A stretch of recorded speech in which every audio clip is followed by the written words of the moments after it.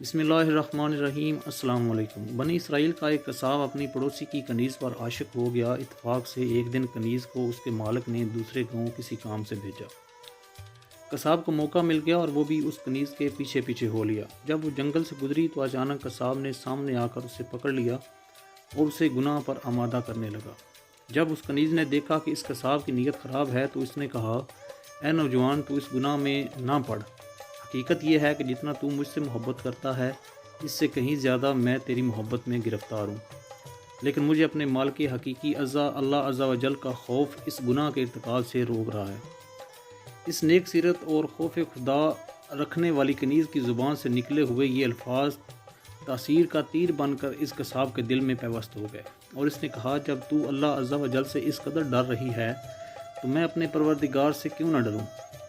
میں بھی تو اسی مالک کا بندہ ہوں، جا تو بے خوف ہو کر چلی جا۔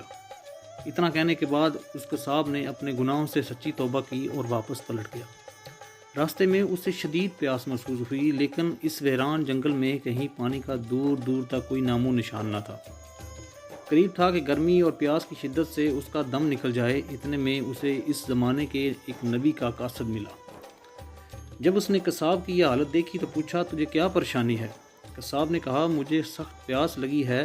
یہ سن کر قاصد نے کہا، ہم دونوں مل کر دعا کرتے ہیں کہ اللہ عز و جل ہم پر اپنی رحمت کے بادل بھیجے اور ہمیں سیراب کرے، یہاں تک کہ ہم اپنی بستی میں داخل ہو جائیں۔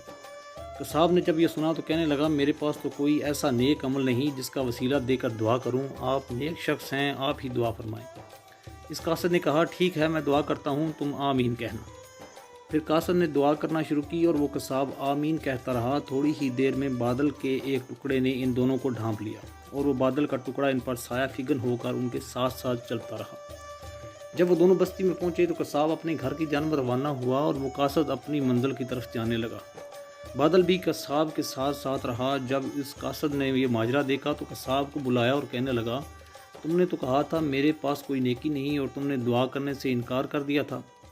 پھر میں نے دعا کی اور تم آمین کہتے رہے، لیکن اب حال یہ ہے کہ بادل تمہارے ساتھ ہو لیا ہے اور تمہارے سر پر سایہ فگن ہے۔